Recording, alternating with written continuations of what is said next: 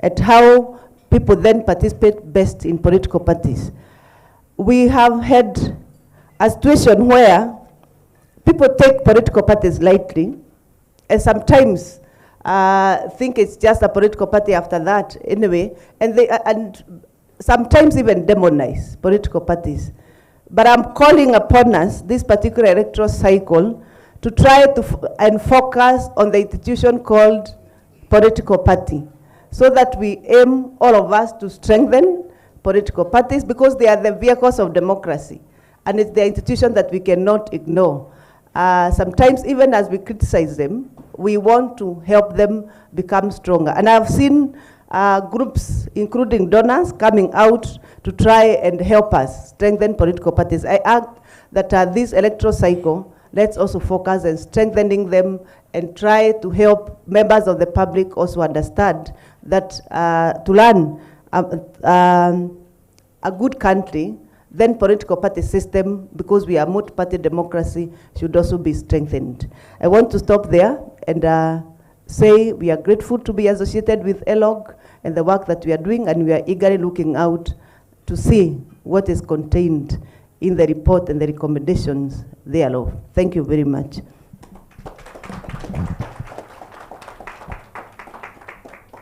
Thank you, Madam Registrar, for those wonderful remarks. I would like to move on to the next speaker, which is Professor Abdi Gulier, one of the commissioners of the IEBC. Karibu, Professor. Could we clap for Prof as he walks in?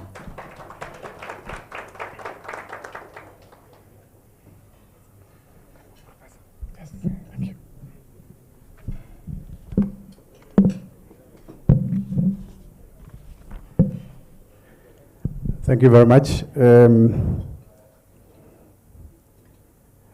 Distinguished guests, ladies and gentlemen, it's an honor for me to join ELOG in this occasion. And as a commission, we are proud to associate ourselves with ELOG. And like most other stakeholders, we do appreciate partnerships. Those of you who are here and we are not partnering, we welcome you to come on board and join us, even as we prepare for 2027. As you have heard, people have started campaigning for 2027. Senior. IEBC operates on an electoral cycle basis. The election phase has been concluded, and I'm sure all of us here are a witness to the process and the outcome, isn't it? As a commission, we pride ourselves with the way we conducted this particular election. It has been the most transparent election, I believe, that we have had in the recent past. And this is because of the measures that we put in place in the last 5 years prior to the August 2022 elections. And particularly, the game changer for us was the public portal, isn't it? And we took a lot of care. And as the chair of the committee that had overseen the preparations for most of the ICT activities, we purposely made sure that the public portal was accessible throughout for anyone who wanted to see anything, any of our results. And we knew there were going to be multiple hits. Millions of people were hitting that site. We also took extra care to ensure that nothing, no amount of access will bring down that portal. And we deployed what we call dynamic resource allocation. So as more and more hits were being done on the portal, the vendor was giving us more and more room. So even if there were 1 billion people hitting, we believe our portal would have been stable. Just to give you a feel of the kind of access that we had, just 2-3 days before the now concluding of the tallying process of the presidential, We had nearly 331 million access locally in Kenya. So that tells you the amount of interest and the amount of, access to the site, and people either viewing it online or downloading the results forms from the polling stations. And the interests were varied in the whole continent and also in the whole world. There were people interested in what we were doing. For example, in USA alone, we had nearly 22.8 million access to our website, our public portal. In other parts of the country, of the continent, in Africa particularly, Nigeria had nearly 7 million access to our portal, Nigerians. Whether some wanted to bring it down or not, we don't know, but, and I'm just trying to demonstrate the interest people across the world had in the results of the Kenyan presidential election. In Uganda, we had nearly 3 million access. Tanzania, almost 2.5 million access. South Africa, 2.2 million access. And we had even some weird countries accessing our portal and seeing our results, like UAE, United Arab Emirates. We had almost 2.2 million access. Even where we have the World Cup now in Qatar, there are almost 1.8 million people accessing from Qataris, whether it is accesses as persons or a person could be doing multiple accessing at different times. So it is the access that we are looking at. A country like Canada, I don't know, we had almost 1.5 million access to that particular portal. So it gives you the diverse interest that people had in our results. And as a commission, we are proud that we were able to display the results as they were transmitted from the polling stations and made it available to anybody, anywhere, not just in Kenya, but in the whole world. And so that's why we pride ourselves as having conducted the most transparent election. And we hope we will build on the successes that we have had in this election going forward. As you all know, the presidential results were, of course, contested in the Supreme Court, and the election results outcome were upheld. Currently, as a commission, we are focused on undertaking the post-election evaluation exercise, which is part of the electoral cycle that we operate on. And during the post-election evaluation, the election observers' reports will also be a component of things that will be reviewed, or information that will be reviewed. We already have a report from the European Union Observer Mission. We are here to launch the ELOG report, which I'm sure they will also submit to the Commission. And so all these reports, we had lots of other observers in our election. We had the African Union, we had IGAD, we had the ESC, we had NDI, IRI. We had lots of missions that were doing observations, and all of them at the end of the exercise will do a report, and almost all of them will submit their reports to us.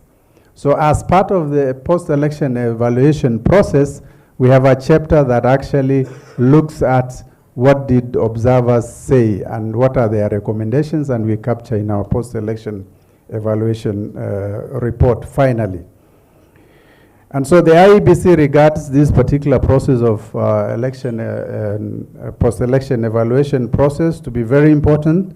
And it is important because it informs three things. One, it informs any legal reforms that needs to be done in as far as electoral laws are concerned. And so it helps us to see what aspects of the laws do we need to change or amend or introduce afresh.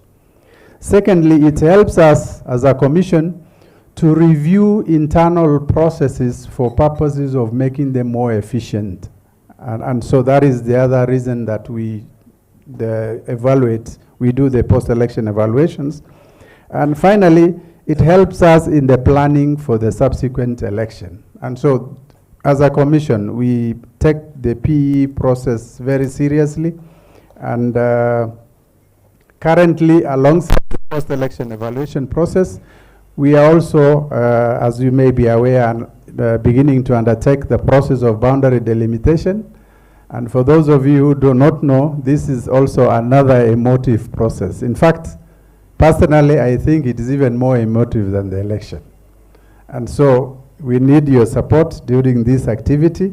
We appeal to the stakeholders to participate in the process during stakeholder engagements, which will be done both nationally and in the field in the counties, and therefore take part in the process once we roll it out. We will be waiting to see what will be launched today, and I keenly look forward to reading that report so that it can inform also the chapter on our post-election evaluation process. So thank you for the invitation and wish you a good lunch. Thanks.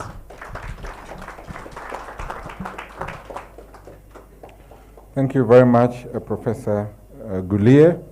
As some of you already know, our report is titled From the Ballot to the Portal. From the Ballot to the Portal. So I would like to invite Mule Musau, who is our national coordinator, to give us key highlights of this report. Karibu Mule.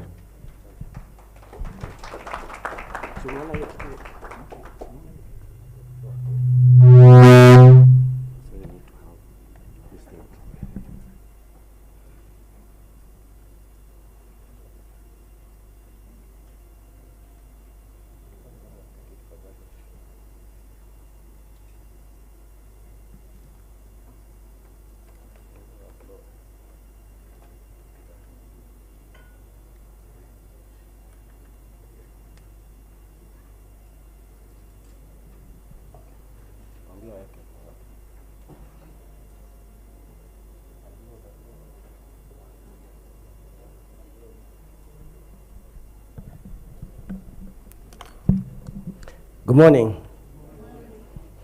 Yeah, so let me join all the other ELOG members in thanking you for attending our launch today, the launch of the 2022 Election Observation Report. This is work which, as my seniors have said, is not just the work for the 2022 August elections, but work that we started right after the 2017 electoral period. And we have been observing the entire elections for the last 4 years since 2017. Is it working?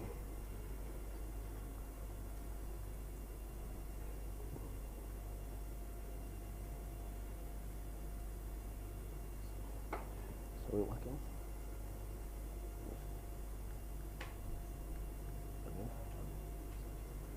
Which one is it? Which one? Stop moving.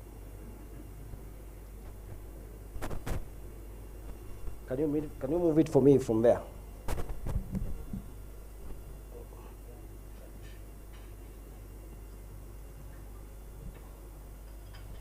Okay, so I'll take you through a number of slides, and as Marcus said, these are just mainly the highlights of the report that we have launched. It's a 192-page document, which has a lot of details about the respective observations, the key findings, and the recommendations that we have made. And as you'll see from my highlights, we'll also have talked about some of the observations that we have been making, not just from this particular election cycle, but also some of the recurring issues as mentioned by Senior Counsel Joyce, since 2010 when we had, we started observing electoral processes in the country. So there have been issues that we've been able to pick up moving forward. So the previous slide is basically about ELOG. Marcus, I think, talked about this. We are 18 organizations. Our core values: integrity, impartiality, and inclusivity. And then you can see from the end there, the organogram, the General Assembly, Advisory and Peace Panel, the Steering Committee. We have thematic members, and then the Secretariat, which I head. We observe elections using a prism of 8 thematic areas, which are voter education, voter registration, the legal framework for elections, the participation of special interest groups, and then political parties and campaign financing, media, electoral security, which also includes violence, and then the election management and administration of the process. And it's important to say, when we're talking about election management, we just don't look at the IEBC, but all the other entities who in electoral parlance are regarded as election managers, because the police, the judiciary, the ORPP is part of the election management of the country.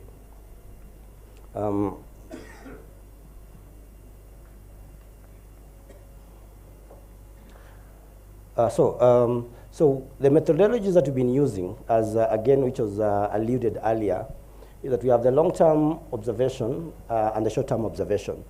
The long-term observation anchors our electoral cycle approach, and it is also theme-based. So we have themes, like the ones I've talked about: voter registration, education, and others. So we may post observers just to observe the voter registration process alone, and we also observe long-term observers, deploy them to political party primaries and nominations as a thematic area.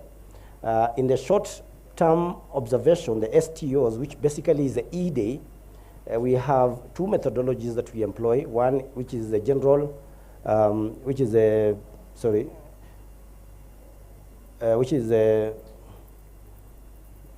well, it is moving on its own.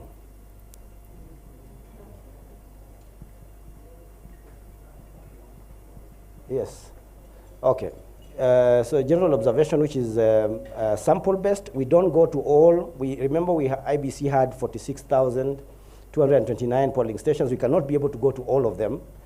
So we deploy a sample. But one of the things that we ensure is that there is at least an observer in every of the 1,450 wards in the country. In this election, we had at least 3 observers in that local electoral ward. And then the second one is a parallel vote tabulation, which is basically a scientific methodology that allows us to speak to 2 things. One, the quality of the E-Day processes, as well as the results, or a projection of the results that we expect to see from the commission. And I'll come to that later. Background, quickly, I think these are things that you all know. We are coming from a period where we had a nullification of an election.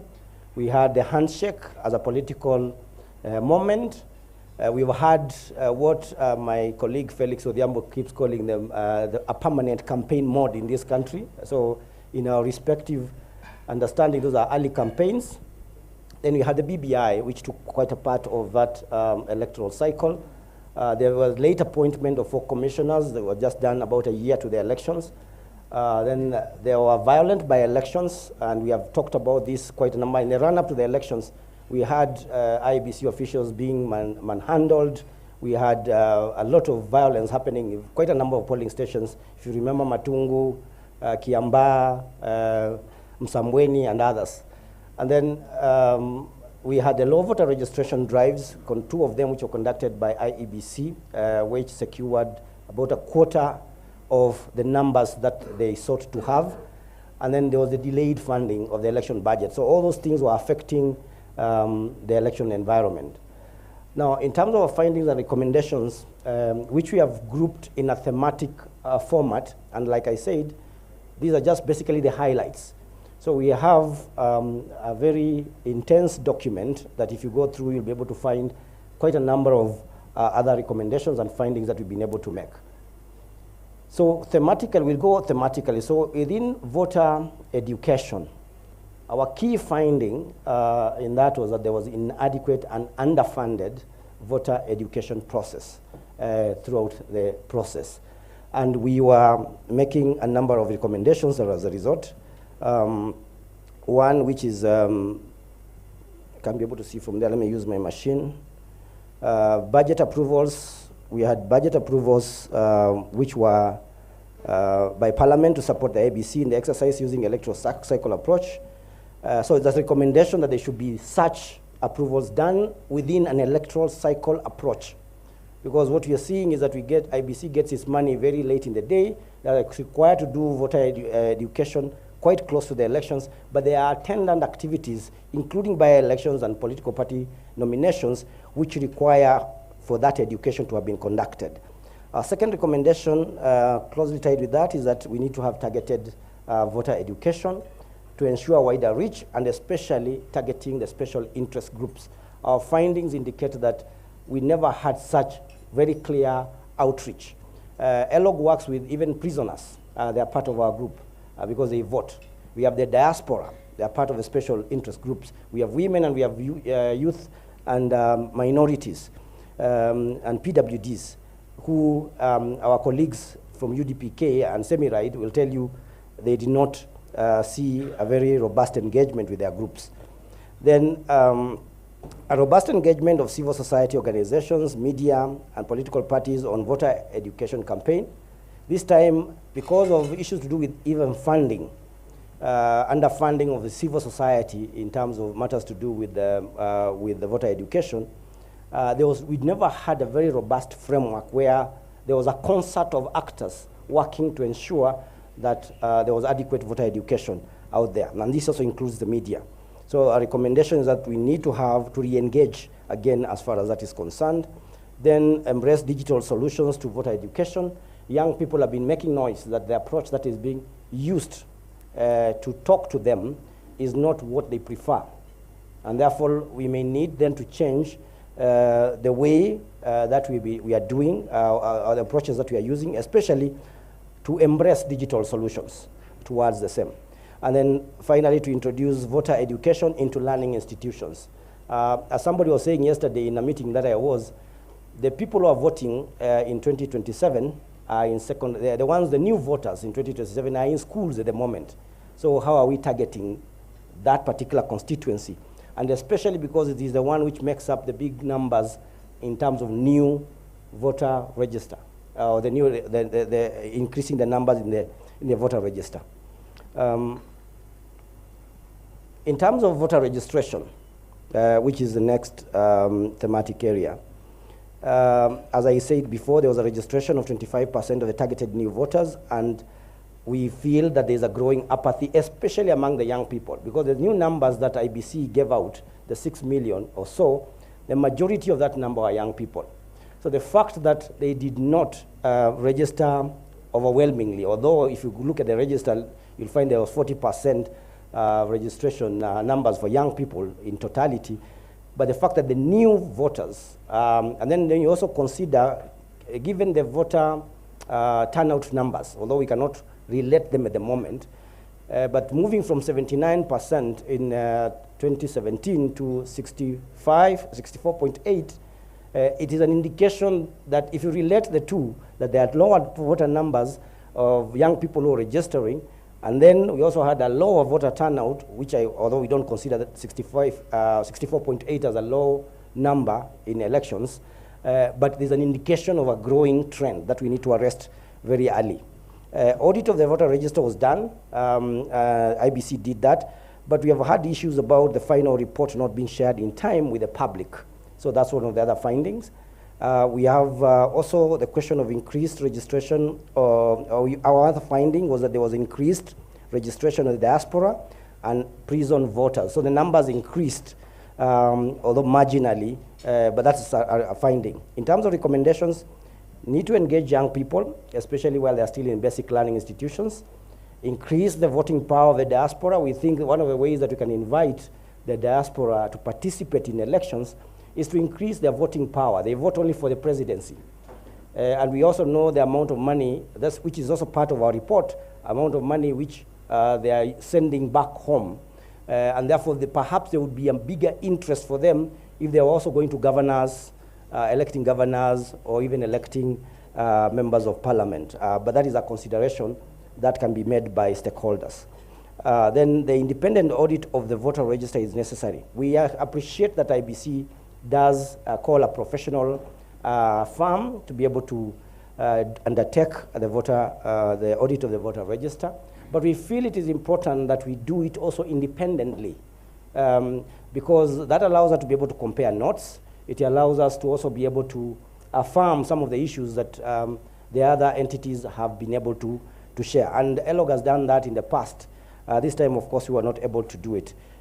We did not access that voter register in time for us to be able to do that. Then we have, so that is the electoral legal framework. In terms of the key findings on this is that we had very many last-minute amendments to address the gaps which have been cited before. There were quite a number of issues which were raised in 2017 in terms of gaps, electoral legal framework gaps. We know there were amendment bills which were taken to Parliament very late in the day. We know that Parliament rejected some of them or considered some of them time-barred. So, and I think Bonamulochi was speaking about this when he was saying about the election cycle approach, or we need to do these reforms early in the electoral calendar. So that's one of the big issues. We have recurring gaps in law. The campaign finance is still not operationalized. Two-thirds gender rule has still never been implemented. And then we had, and this is now for JCE perhaps, the inconsistency of the judicial rulings, and we'll be talking about that. We have actually quite a lot of issues to do with that, because we had what we'd call, what we think are progressive rulings, decisions, like the ones on the political parties being required to adhere to the two-thirds gender rule, and then we have another ruling which stops them from doing that. So we think there's a need to think through that process and become much more purposive. So that if you look at the recommendations, the last bullet there, it basically talks about the purposive determination of issues by the courts to forestall any clawbacks on the reform process. But you're also saying that IBC, Parliament, and related stakeholders should spearhead legal reforms early in the electoral cycle. And our consideration about that cycle, if you go deeper into the report, is that in the 2023-2024 period, that is what we would nearly consider sober period, although Professor has already alluded to some poison that they could be coming in that period, which is the boundary delimitation process. But we believe that will be the time that we need to engage with Parliament and other stakeholders to have the reforms that we need in our elections undertaken. Then a robust public engagement to discuss the need to change the electoral system. Now, this is a big recommendation. We feel that the electoral system has not served some of the issues which the Constitution imagines, like the two-thirds gender rule. So Parliament, the BBI, and others have been coming up with different proposals. So far, we are still come to naught on the question of the two-thirds gender rule. So perhaps, is it a question of the electoral system? Could we change the system and perhaps get different results? That's a question that the public, and that's why we say it's a public engagement, much more akin to the BBI process. The public needs to be engaged on that so that a decision can be made. On political party and electoral campaigns, I know Madam Anderito now, this is where you come in. So we have a number of findings. One, we feel that there were improved party nominations processes generally. We also feel that the integrity of the internal party processes, including EDR, was still a problem. That part is has still a number of issues. We have seen increased disinformation and hate speech during campaigns, especially through social media. So politicians, this is much more about the campaign period, the third one. But we are seeing now politicians are moving from the traditional spaces into the social media, and that's where all the activity is happening. So for us, we saw unprecedented levels of misinformation, disinformation, hate speech during the campaigns. We are proposing that we need to develop firm internal political party affirmative action policies. So even beyond the direction by the courts, we need to see regimes within the political parties that ensure that they can be able to ensure there is inclusivity in those political parties. And that can be able to support some of the constitutional pursuits like the two-thirds gender rule. The political parties also need to review the internal governance structures to ensure robust member participation. So we know that they did calmer primaries, and we had less violence. But if you interrogate that process further, what you are calling consensus building, negotiations, and all those things, the worst they did was to eliminate the participation of the members. And ELOG went to quite a number of polling stations where faithful members of the parties were waiting in queue very early in the morning to elect their representatives, only to be told that Nairobi had decided, or Garissa had decided, or wherever the political party headquarters is.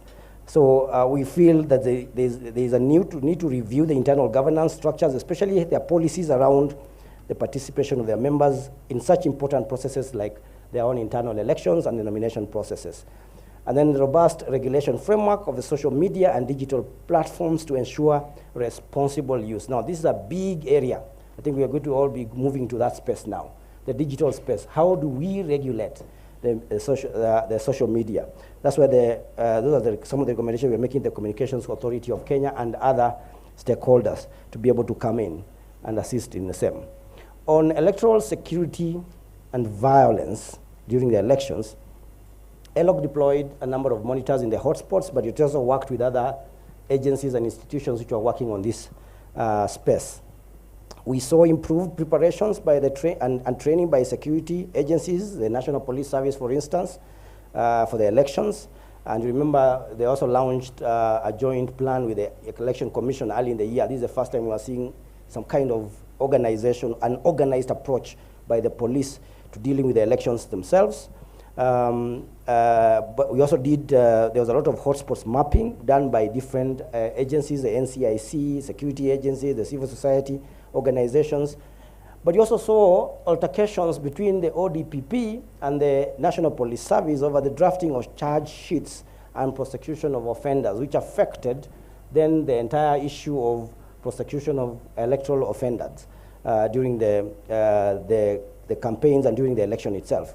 So we're making these recommendations that, number one, the National Police Service needs to comprehensively investigate and prosecute individuals contravening electoral laws, including the Electoral Code of Conduct. So there's need to be a much more robust framework for this.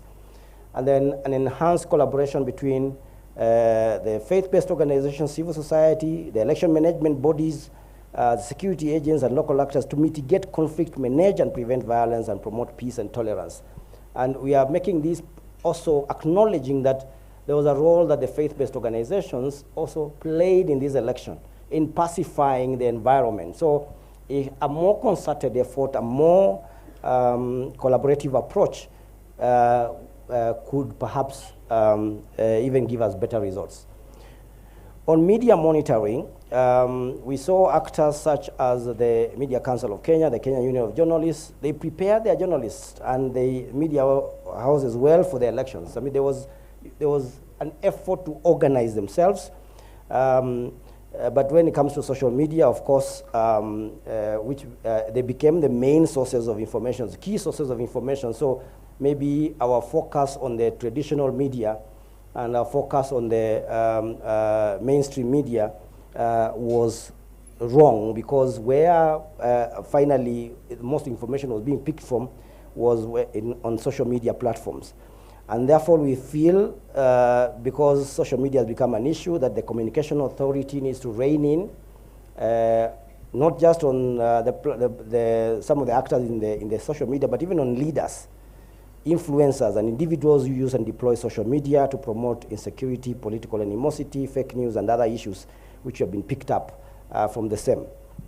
Then the media and the media owners need to safeguard and maintain their independence, professionalism, impartiality, and fairness in the coverage of reporting on elections. And this comes about because despite the portal that Professor Goulet has talked about, remember in the last days to the election, we had a blackout, I think, from nearly all the media houses. They stopped tallying at some point. We feel that this is where this recommendation comes in terms of, can they be able to maintain that independence? Because how did they just suddenly all stop around the same time? We feel there was interference, and therefore they need to protect this if they can be able to, if they want to be fair in the coverage of electoral processes. Then on social media platforms, we also need to take more proactive measures to combat those issues. We've talked about fake news, misinformation, and others. The participation of special interest groups, which is a mainstreamed thematic area throughout. So some of the findings cut across the other thematic areas. So one of the findings, which is a clear finding, was the low voter registration of women and young people. In terms of candidature, if you can blow up this, the screen has become smaller. Okay. So only 12.8% of the over 16,000 candidates who have been cleared were women, for instance. So 12%. And somebody was asking, and somebody was saying yesterday, so you can see the numbers in parliament, which are around 10%, 11%, relating to this number. So even the way women are participating in terms of candidature is also affecting other areas of the process in terms of the results. The level of inclusion and participation of PWDs in the 2022 elections remained dismal, and we had a number of observations, incidences of polling stations, by the way, Professor, which were inaccessible to PWDs. So we have quite a number of them that we were able to capture. It is all in our main report. So those are things we expect. By now we already moved beyond. But even in terms of their robust engagement in the process, whether it's about voter education, whether it's about the registration process, we feel that remained dismal. Efforts made by political parties to include and involve the PWDs internal party affairs and activities and elections remained tokenistic. So we still feel that PWDs are being handed out tokens, even within the political parties. So it's still not, it's a question of, oh, we have your slot somewhere.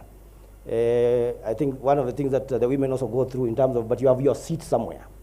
So I think these are issues that we need now to look, and I think the registrar talked about the need to reform internal party structures and policies.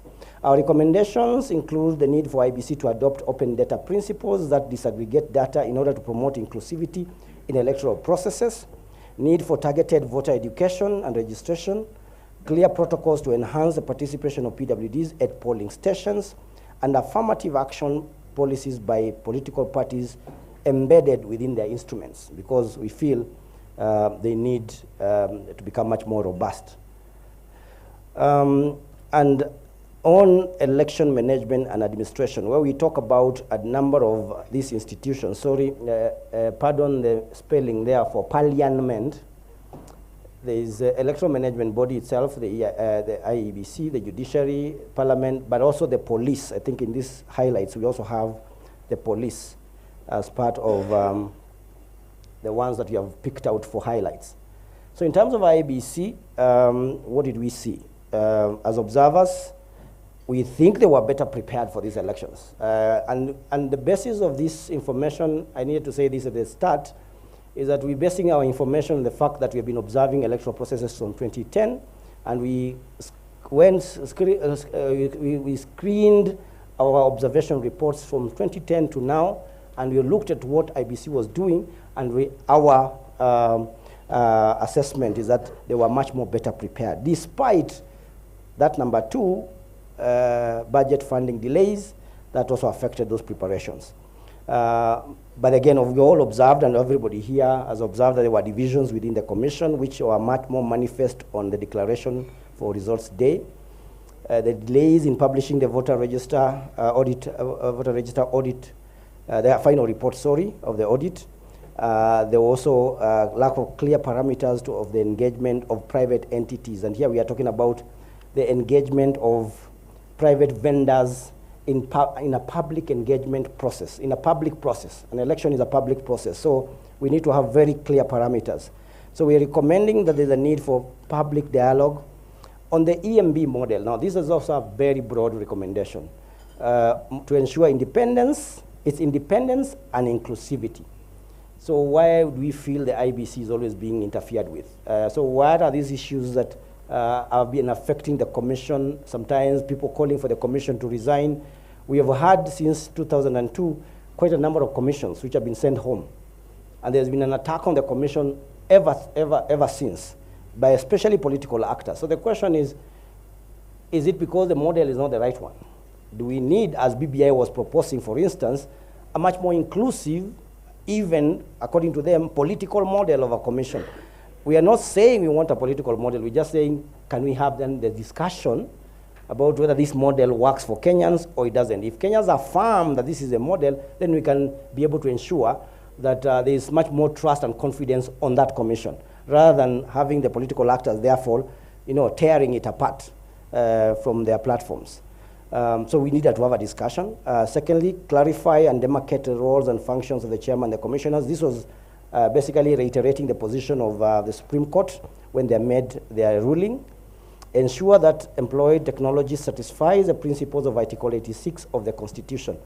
The one issue from an observation point of view that we keep asking ourselves is, so the portal, which a professor has talked about, was actually very user-friendly to some extent. But do Kenyans still regard the entire electronic technology-driven processes as simple? That's the question. So Article 86, simple, secure, transparent. So those parameters, do they meet that? So we may need to interrogate the technology in that regard. But you have to give it to IBC in terms of the transparency of the portal. Is a very reason why we have talked about, we have called our report From the Ballot to the Portal, because of acknowledging that new phenomena which came in, which changed a number of things in the landscape. And then we need to initiate a very clear process to spearhead electoral reforms. Part of this is starting early and engaging Parliament and other actors in good time. And then a clear framework and robust public and stakeholder engagement on the procurement and contracting of private entities. And the issue that we are having here is, everybody knows here about Jose Camargo. There is a Jose Camargo story. But our story is the engagement, just the framework of this engagement, whether it's Safaricom, whether it is Airtel, these actors who get into the space of a public activity, they need to be very clear frameworks so that we can all be clear what their roles are. Otherwise, there will be people who will keep casting aspersions on that particular process. So those are the recommendations that we have from ELOG on that. Those are the highlights. But if you go back to the main report, I think IBC is the biggest volume in terms of the recommendations that we are making on quite a number of issues, especially on the management of the process. The judiciary also comes in for scrutiny in terms of the highlights. They were, our findings for the judiciary include that, I'm trying to work with my document here, but it's not working. So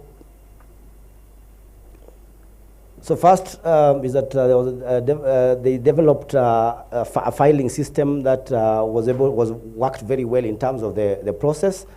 They also developed and utilized a compendium and a source book on elections, especially on the jurisprudence. We saw the decentralization of the PPDT, which is a critical actor in elections, especially on EDR issues, plus digitized case management, which was, I think, a very good thing. But they also have issues about poor case management in some instances that resulted in decisions being rendered too close to the elections. And then there were remote hearings, which improved efficiency and effectiveness of the process. So that was those are the main findings. In terms of recommendations, three main ones: invest in improved training to judicial officers on election dispute resolutions to enhance skills, and especially on technology. Because again, there are questions about whether the judiciary is well anchored when it comes to issues about the technology, and sometimes you have to get experts from outside to come and take the officers through technology-driven processes. So we feel that is an area for improvement. Judicial officers also need to remain mindful of the gains Kenyans have made, and therefore aim to promote their realization. Again, this is back to the point I was making in terms of some inconsistent decisions. So that if we are looking to achieve 2/3, for instance, let can we all work in concert? Of course, you can't do things unconstitutionally, but what is the purposive direction that the courts can give towards that realization? And then review and evaluate the standard of proof. Now, this is a big debate, maybe it's a legal debate, but the question of the standard of proof that is required at the judiciary in terms of determination of election petitions may need a review. You're not saying it should be a change, but a review by a number of actors to agree on whether that is because as it stands, our findings indicate that it's much more difficult for petitioners to be able to make their case. It's much more, the onus is on the petitioners to be able to prove their case rather than an enabling environment where when they have a case, they can be able to prove it. So it's an area for discussion moving forward. On Parliament, the major issues were the delayed approval of elections budgets, the failure to enact critical electoral laws and regulations. You know the ones I've talked about, campaign financing, for instance, which is on number 3, and the 2/3 gender rule. And we are recommending that we work with the IBC and other stakeholders to ensure electoral legal reforms are introduced and debated in a timely manner. We feel there's no reason why the Campaign Financing Act cannot be operationalized, and also a solution to the 2/3 gender rule cannot be articulated by Parliament. They need to do that, and then provide effective oversight and timely approvals for IBC annual budgets. Trying to wind up, so because of my time. On the National Police Service, we again, as I said, they are better prepared and exercised more restraint during these elections, which was a good thing. Training, and by the way, there's a finding, I think, by one of our partners that when the police are involved very roughly in the elections, that's where there is more violence. So this restrained aspect is actually a big contributing factor to the fact that we had calmer elections. So training and targeted mainly to the top echelons of the National Police Service. So we're saying that we saw there was training, but it was the top officers. So the lower ranked, the ones who are on the ground, the boots on the ground, did not secure the same kind of training, and therefore were ill-equipped for the election process. National Police Service continued to collaborate with the IBC to implement the election security arrangement program, so that was a good thing. Although, like we cited also in the report, we wonder then why, if you had a very good arrangement, then why were we having altercations over the Venezuela story at the airport? Because then the fact there was a collaboration between IBC and the police, then they should have been able to handle some of those issues before they get to the public. So our recommendations are need for adequate and accountable security to be provided to all stakeholders, including observers, including IEBC officials. And in this regard, we have actually mentioned the harassment and even the killing of an IBC official during the elections. We think that security was not enough, was not adequate to guarantee those officers' security and safety.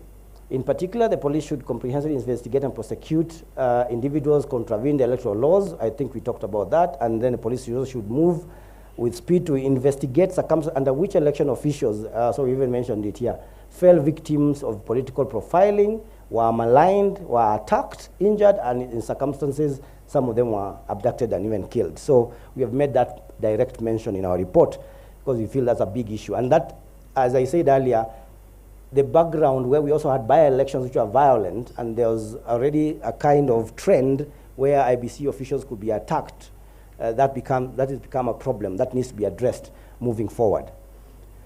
Now, as I finalize, just want to remind again in terms of one of our methodologies and our findings, just to reiterate the use of these methodologies. So just going back to the PVT outcomes that we had in these elections on a number of things. So this is just on the presidential candidates. You can see from the IBC official result and our projection, which is on the third column. The PVT uses a margin of error, which was 2.1% plus or minus for both of the top candidates. And you can see, therefore, the lower limits and the upper limits of that.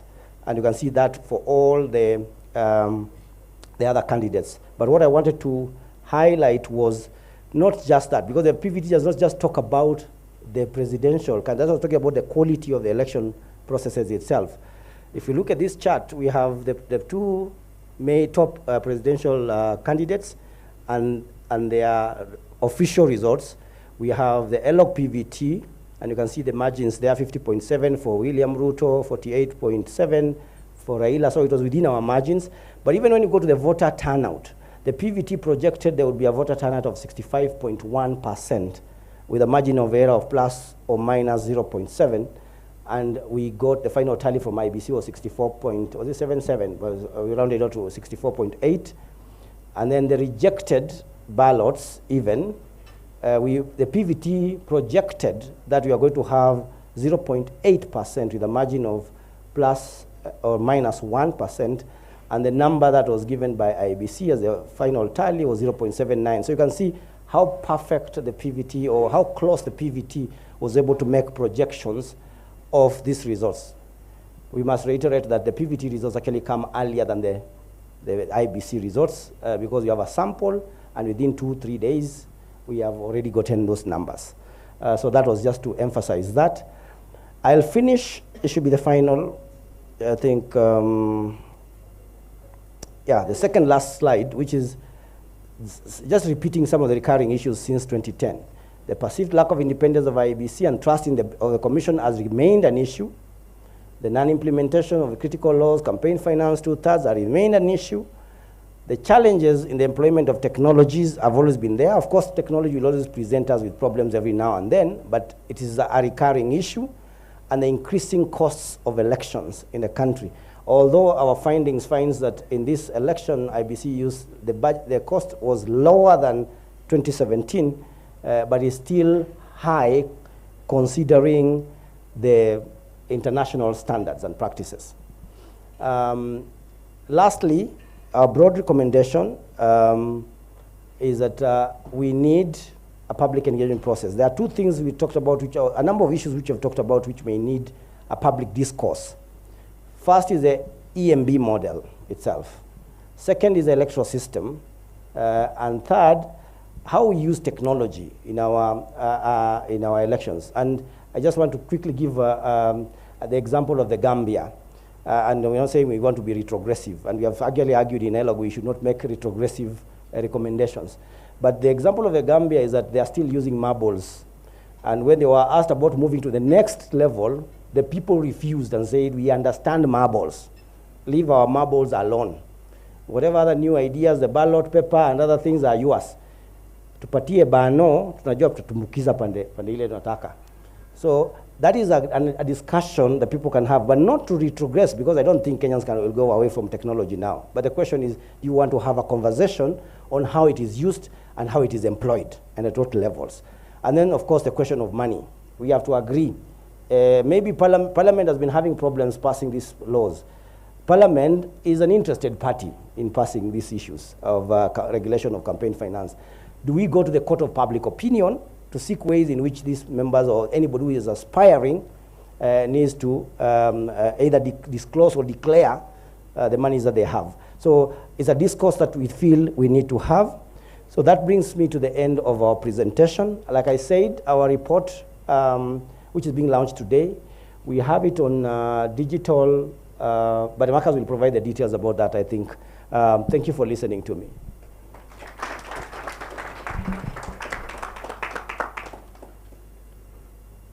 Thank you. Mule has summarized in less than 30 minutes a report that is close to 200 pages. So it's not an easy task to be able to identify the key issues. But thank you very much, Mule Musau, the National Coordinator at the Elections Observation Group. So now we move to the official launch of this report as we wind up. But before I do that, I just want to let you guys know that you could, we are live on Facebook and our social media pages, and our Twitter handle, on our hashtag is Eyes on Elections. So you could also tweet and retweet the discussions as they come. So I would like to invite to the front a few organizations represented here. to be able to help us in this official release of this report. As Mulle was already alluding to this discussion before he left, the report will be uploaded in our social media sites, especially our Facebook, our Twitter handle. You can be able to access it from there from today and have an in-depth discussion around it. We have organized, again for your attention, we have organized a 2-day National Observers Symposium at the Boma Hotel from Monday and Tuesday.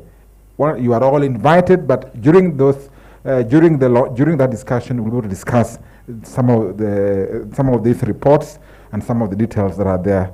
So I would like to invite the following representatives. Professor Gulier, you could come in front.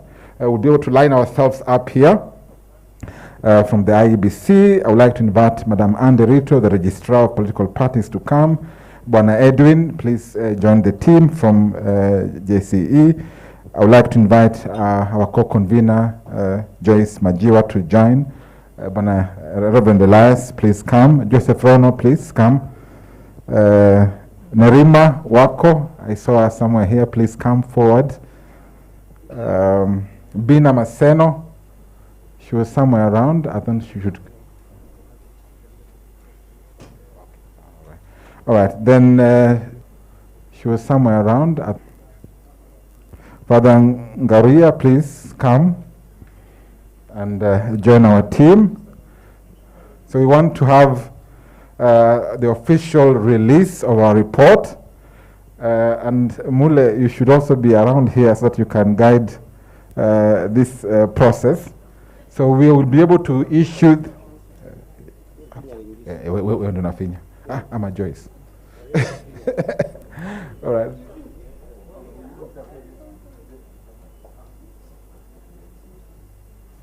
Can we give guys time to line up? Salome will guide us in terms of and Imelda, please. We can move this.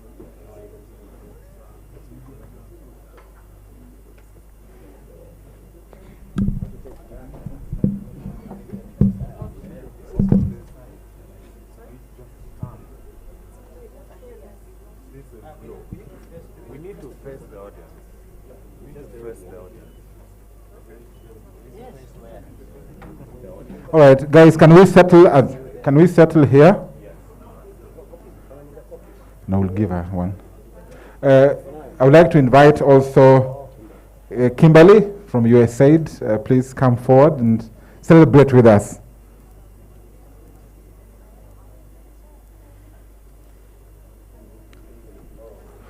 We are moving to the next. Kimberly, please come forward. All right. This is the moment. This is the moment. This is the moment.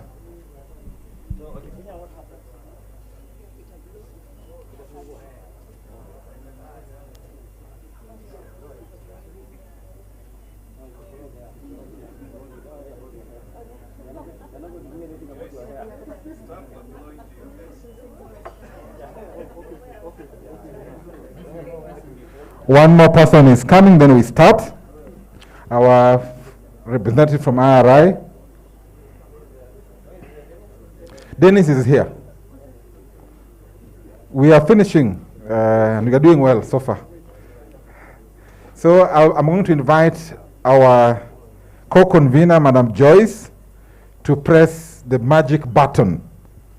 Have you done it? We are doing it. Can we clap for ourselves?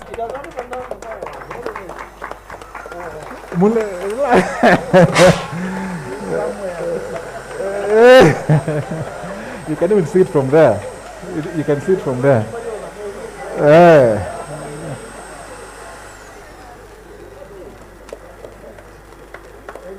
All right, thank you guys.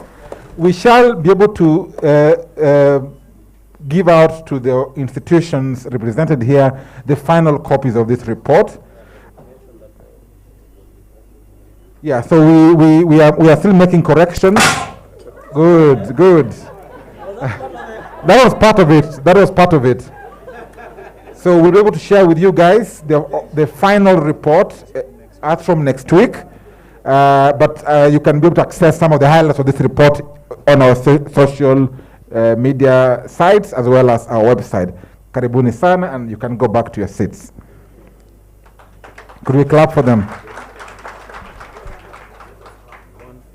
All right, excuse me, before you go back, I've been advised by our communications team that they want to have a photo of you guys. The guys who are in front. If you don't mind, please.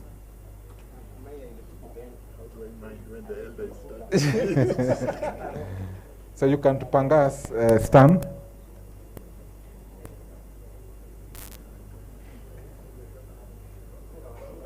Tupange.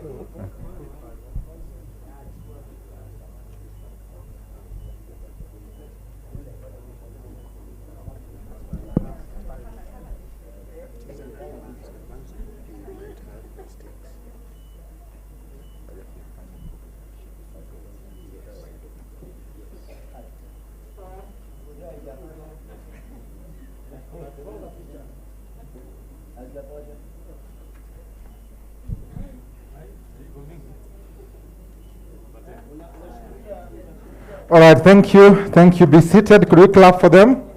All right. All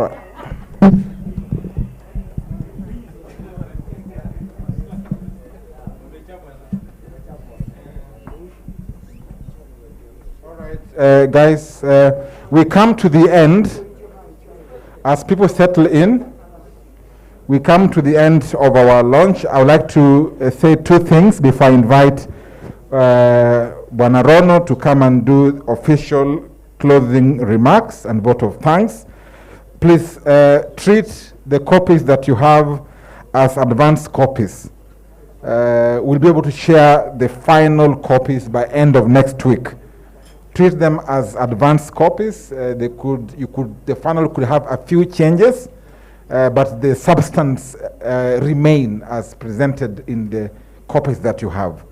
I would like, therefore, to invite Bwana Joseph Rono, the chairperson of the United Disabled Persons of Kenya and a member of ELOG Advisory and Peace Panel, to give a vote of thanks to us and officially close the meeting. Bwana Rono, karibu. Let's clap for Bwana Rono.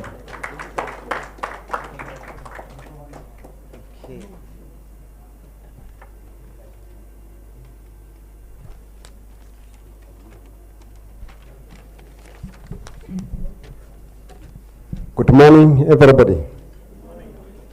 Yes, first of all, I want to say that I'm humbled to be with you here today, and I'm happy that we are launching this portal and this report, which we have prepared as ELOG. Thank to everybody who have attended. So I want to go straight away to vote of thanks, which I'm going to move it now. The Election Observation Group, ELOG, prepares appreciate different individuals and stakeholders, and that supported in mandate during this 2022 electoral process, including the August election. In particular, we appreciate the Foreign, Commonwealth and Development Office through the International Foundation for Election Support, the European Union, the United States agencies, development, and through NCCK Mulika Initiative, International Republican Institute IRI, and Uraia Trust for the financial support towards our observation efforts. We acknowledge the leadership and input of ELOG Advisory and Intervention Panel, APP, under the leadership of the co-conveners, Senior Counsel Joyce Machiwa and Reverend Canon Chris Kinyanjui and members. We are grateful to the ELOG Steering Committee and thematic members to the strategic leadership. During this period, we acknowledge and thank the entire team led by our chair, Madam Anne Ireri, and George Collins. We further acknowledge with gratitude the contribution and selfless effort of our observers, that is 290 long-term observers, and the 5,108 E-Day observers, 40 media monitors, and 47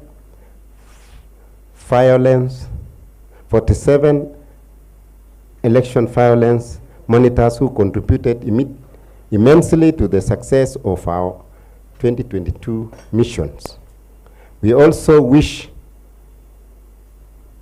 to acknowledge the synergy fostered with our local partners in the Uchaguzi platform, technical working group on election and international and regional observers.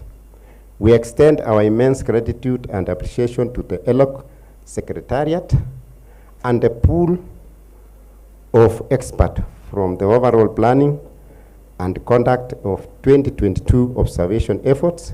We acknowledge and appreciate the overall leadership by National Coordinator Mule Musau. Our immense gratitude to the technical and communication team ably led by Maka Sakenga. We also acknowledge and thank Peter Alingo, who put together this report with the guidance of the ELOG Steering Committee and the Secretariat. We also appreciate the work of Otieno Adipo in editing the final draft of this report. We thank the Independent and Electoral Boundary Commission under the leadership of Mr. Wabula Chebukati for facilitating ELOG work by furnishing us with list of polling stations and accrediting our observers. Finally, we congratulate Kenyans for their contribution to the overall citizen observation of the 2022 electoral processes, and in particular by participation in this election and maintaining the peace. So members, thank you. That is all what I have, and I want to thank everyone. Thank you very much. Thank you, Bonarono. Just announcements, then we can go. First, I hope tea is still served out there. Please, kama kunayo, please go ahead and help yourself. I would like to request that the technical working group on elections, the technical team, to remain just for about 5 minutes as the other guests leave at their own pleasure. So please, thank you very much for coming. Let us all meet on Monday at the Boma Hotel so that we could be able to interrogate some of these discussions by other civil society organizations. Karibuni sana, and God bless. Have a good day.